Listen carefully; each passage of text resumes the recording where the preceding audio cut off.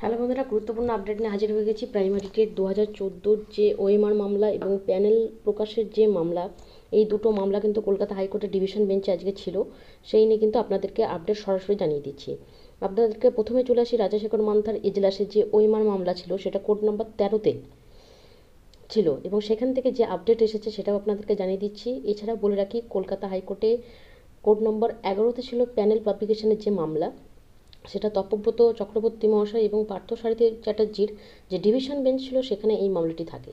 তো দুটো গুরুত্বপূর্ণ মামলার আপডেট আপনারা সরাসরি এখান থেকে জেনে নিতে পারবেন। যেখানে আপনাদেরকে বলে রাখি যে যেখানে কোড নম্বর 11-তে রমেশ মালিকের মামলা, সেখানে 269 জনের যে চাকরি বাতিল ছিল, সেখান থেকে যে প্যানেল পাবলিকেশনের যে অর্ডারটা ছিল সেইটা নিয়ে যে তথ্য উঠে আসে, সেখানে তপব্রত বাবু এবং পার্থসারথী বাবুর যে ডিভিশন বেঞ্চ, সেখানে বিকাশবাবুর লয়ারকে একথা জানানো হয়েছে যে যে কথাটা সুপ্রিম কোর্ট থেকে সেট অ্যাসাইড হয়ে গেছে, অর্থাৎ 269 জনের যে চাকরি বাতিল হয়েছিল, সুপ্রিম থেকে তারা সেটাকে স্টে অর্ডার এনে তারা কিন্তু অলরেডি আবার জব করছে। তাহলে এই মামলার যুক্তি এখানে কি আছে, সেটাকে আপনারা দীর্ঘদিন ধরে এই মামলাটাকে টেনে নিয়ে যাচ্ছেন কেন? তারপর যেটা জানা যায় যে বিকাশবাবুর লয়ারকে বলা হয়েছে যে পরবর্তীতে খুব তাড়াতাড়ি এর ইনফরমেশনগুলো জমা দিতে, যাতে এই মামলাটা বেশি দিন এক্সটেন্ড না করা হয়। তো এই মামলার পরবর্তী শুনানি হবে 18 জুন। এই জুনে কিন্তু ডেটটা পড়েছে। আর সবথেকে গুরুত্বপূর্ণ যে মামলা আজকে আরও ছিল রাজাশেখর মান্থার এজলাসে, যেটার জন্য আপনারা প্রত্যেকে দীর্ঘ অপেক্ষা করে রয়েছেন, যে ওইমারের ইস্যু যে মামলাটা ছিল, যার রায় কী হতে চলেছে এই নিয়ে আমরা অনেক জল্পনা কল্পনা করেছি। তো প্রথম থেকেই বলে রাখি, আজকে যতগুলো পার্টি ছিল প্রত্যেকটা পার্টিকে অ্যাড করা হয়েছে।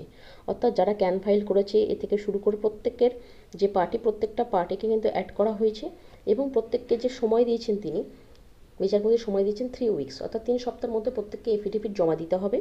এবং অপোজিশন পার্টিকে 1 উইকের মধ্যে কিন্তু তার রিপ্লাই দিতে হবে। অর্থাৎ প্রত্যেককে 3 সপ্তাহের মধ্যে যে এফিডেভিট জমা দেবে, অপোজিশন পার্টি 1 সপ্তাহের মধ্যে সেই এফিডেভিটের রিপ্লাই দেবে।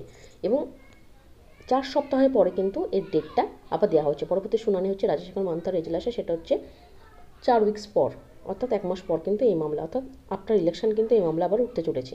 এখানে বলে রাখি, আজকে যে ধরনের শুনানি হয়েছে সেখানে বিকাশবাবু বারবারই প্যানেলকে ক্যান্সেল করার জন্য আবেদন করেছেন, কিন্তু রাজাশেখর মান্থা প্রথম থেকেই বলে এসেছেন বারবার প্যানেল ক্যান্সেল করার কথা বলবেন না, আপনার কাছে যে তথ্যগুলো আছে সেই তথ্যগুলো এফিডেভিট আকারে প্রত্যেকে জমা দিন, এ কথাটা বলা হয়েছে।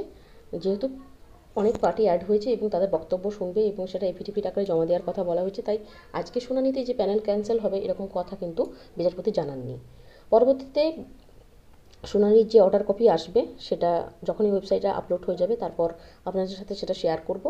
এখন যে তথ্যগুলো পেয়েছি সরাসরি আপনাদের সাথে শেয়ার করলাম। পরবর্তী ভিডিওতে এই নিয়ে অর্ডার কপির চুলচেরা বিশ্লেষণ হবে। তো আমাদের চ্যানেলের সাথে থাকুন পরবর্তী ভিডিওর জন্য।